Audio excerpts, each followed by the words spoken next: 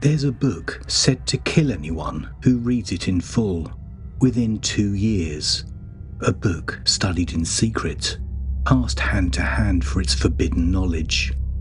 So dangerous, its final pages weren't just obscured, they were sealed in a code.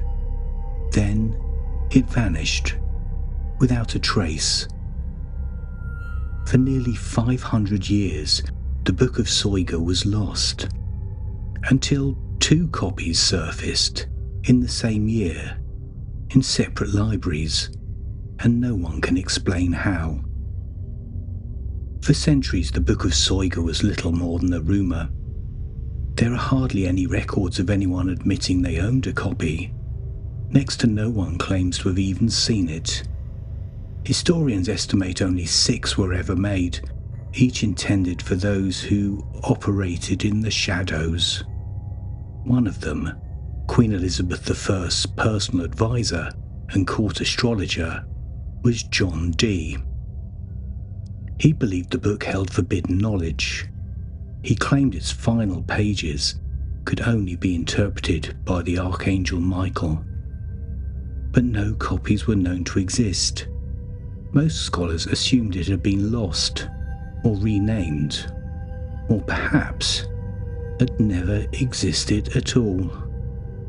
That changed in 1994. A cryptographer named Jim Reeds uncovered not 1, but 2 manuscripts, both matching Dee's diary entries exactly. One was in the British Library, one was in the Bodleian Library at Oxford. Neither was complete, but together they rebuilt something close to whole. A book that had been hiding in plain sight for centuries, uncatalogued, unread. Most of it is in Latin, treatises on astrology, planetary influences, and the invocation of spirits, standard fare for Renaissance magic. But at the back of each copy were 36 tables of letters, strange grids perfectly aligned, with no known language. They weren't decorative or random, they were encrypted. The first man who tried to decode them was John Dee, the second was Jim Reeds. Only one would live long enough to regret it. John Dee believed the manuscripts held dark knowledge, something not meant for man alone. In 1582, when he reached the limit of his own scholarship, he turned to spiritual contact. Dee and his scribe Edward Kelly began conducting communication sessions, speaking, they believed, to celestial beings through a polished black mirror. In one session, Dee asked directly about the Book of Soyga. What was it? What did the tables mean? The reply was immediate. It was revealed to Adam in paradise, and none but Archangel Michael may interpret it. And unlike so many magical threats, this one wasn't vague. It came with a timer, because the message didn't end there. The spirit, or something using its voice, gave a second warning. Any man who reads the book in full would die within 2 years. Not punished, not haunted, just dead. Dee recorded that warning in his own hand. He didn't destroy his copy of the book, but he stopped trying to read it. His search ended, not in revelation, but retreat. And John Dee wasn't faint of heart, so his silence meant something. He felt the threat as real. Soyga, the one object that seemed closest to heaven's secrets, remained closed. The 2 surviving manuscripts are both genuine. Carbon dating confirmed they were created in the mid-1500s, during Dee's lifetime. They weren't modern forgeries, and they weren't twins. Each copy showed subtle differences, as if both had been transcribed separately from a third, now lost, original. The contents matched Dee's diary notes word for word, and at the back, 36 grids of letters, No titles, no commentary, just the grid. Each grid had exactly 1,296 boxes, and in each one a single letter. But the letters weren't random. Patterns appeared. Diagonals, spirals, mirrored sequences. Too structured for decoration. Too deliberate to be nonsense. Reed ran cryptographic analysis, and what he found changed everything. These weren't just written pages. They were generated, structured by a set of rules. This wasn't handwriting, it was programming. A Renaissance algorithm designed not to reveal, but to lock something away. Reeds called it an artificial language, but even he couldn't break it. So what was buried inside these grids? What knowledge was so threatening it had to be sealed in code? And why would two different scribes copy them by hand, a full year's work, knowing they couldn't be read?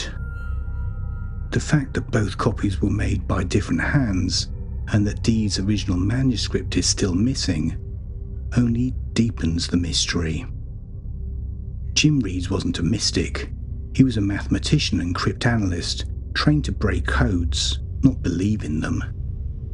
But when he encountered Soyga's tables, he saw what Dee had seen: structure, precision, purpose. After 4 years of work, Reeds published a single paper in Ambix, a peer-reviewed journal trusted by historians of science for over 80 years. The title? John Dee and the Magic Tables in the Book of Soyga. He proposed the tables weren't decorative or random. They had been generated by a recursive algorithm, a kind of encryption based on 16th century logic. This wasn't ornament. This was code, a trapdoor locked from the inside. Reeds believed the tables might have concealed something too dangerous to risk in plain text, so it was buried, intentionally, irretrievably. And after that one paper, no second study, no follow-up, no interviews. Whatever he found, he simply walked away.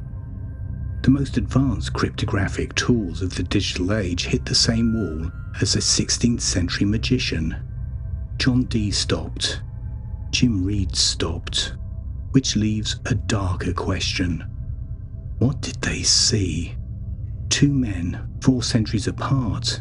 The same reaction. Stop. Since then, others have tried. Coders, cryptographers, AI trained on pattern recognition. All failed. Every attempt ends the same way. In silence. Just like Reeds. Just like Dee. What I've found, there were almost no clear pictures of either manuscript online.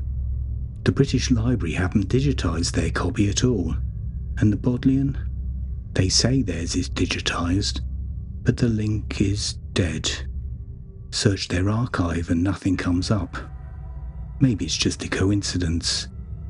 But then, when a book lays out dark knowledge, openly, in easily understood Latin, the kind of knowledge that could get you burned as a witch, what could be so dangerous that the last section had to be hidden in code?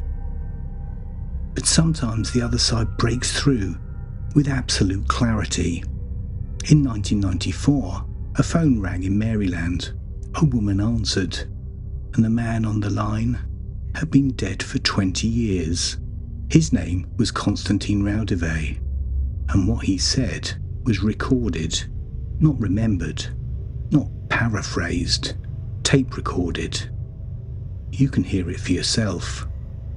Click the card on screen and listen to the voice that wasn't supposed to speak again.